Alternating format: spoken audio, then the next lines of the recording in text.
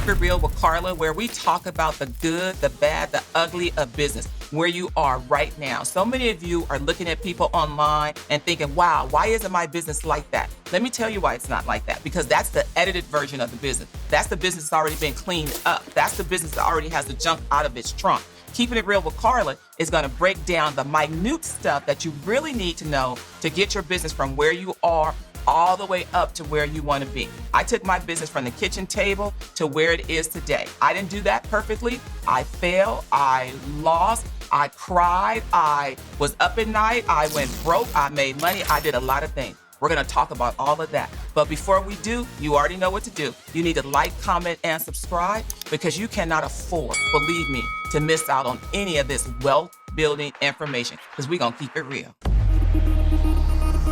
Let's just keep it real. As entrepreneurs, we have egos, man. I know I do. I have an ego because I am about my business. I want to get something done. But one of the things that we have to understand as entrepreneurs, we have to accept responsibility. If we're not where we want to be, it is our fault. I know, we don't want to hear that, but you have to hear it. You are ultimately responsible for everything that happens in your business, whether your business is going where it needs to go or stuck, whether you're doing well, good, or indifferent. You gotta accept responsibility of your business and realize that it's not there because I have not gotten it there. There is no magic sauce. There is no book. There's no audio file. There is no one class. There's no one anything that is going to get you where you need to go in your business except for you. It is your responsibility, and I need you to understand that it is your fault. Learn to communicate. How many entrepreneurs do I hear say, and I used to say this too, so I'm just keeping 100 with you. I used to say this. I used to say to myself, oh, they can't tell me nothing. I already know what I'm doing. I didn't communicate things when I was failing. I didn't want people to know. I used to hide that stuff. I am going to tell you, you need to live out loud with your business. If you are failing at something, tell somebody. The knowledge is always in the room. I look at all of these entrepreneurs online and they make it look like this stuff is just magic. They make it seem like if you take this one course, if you read this one book, things are going to be perfect. But I'm going to tell you it's not. I have been running my business for years and years and years, a lot of years. And I can tell you through that time period, I didn't want people to know when I was suffering. I didn't want people to know when I was failing because I was embarrassed about it. But I am here to tell you, if I get one little thing going on, I need the world to know, because I need somebody to tell me what I need to do to fix this issue. So you got to communicate the good, the bad, and the ugly.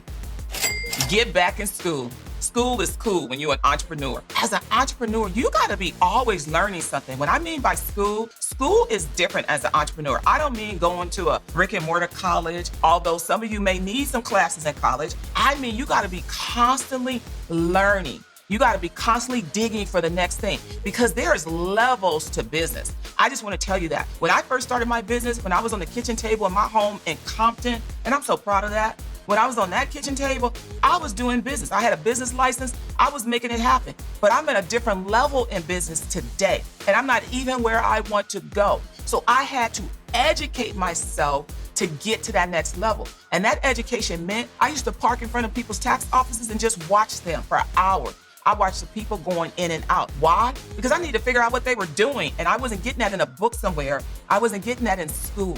I needed to educate myself. So I said, when I mean get in school, that means you got to be following people that are doing what you want to do and find the real nitty gritty.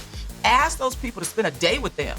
Get inside of their heads. That's where the real businesses are made, is really understanding that business takes time. It's not going to happen overnight. It's not going to happen in a year. It's probably not even going to happen in 5 to 10 years, but it can start to be built. It can start to grow. You can start to make money. You can start to make profit, but you got to realize you got to get educated at various levels.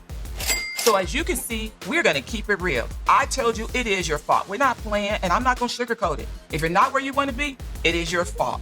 You also got to communicate. Stop hiding your failures. It's not helping you. It's hindering you. I'm going to tell you that right now. I learned that the hard way. Get in school. Get educated. Realize that you got to spend some time learning some things that you don't know. And there's a lot you don't know. There's a lot I don't know. I am still learning. But when you do those things, you now know better. You will do better. And speaking of doing better, you need to like, comment, and subscribe, because we cannot afford to miss out on any of this wealth building information. And make sure to keep it real in those comments.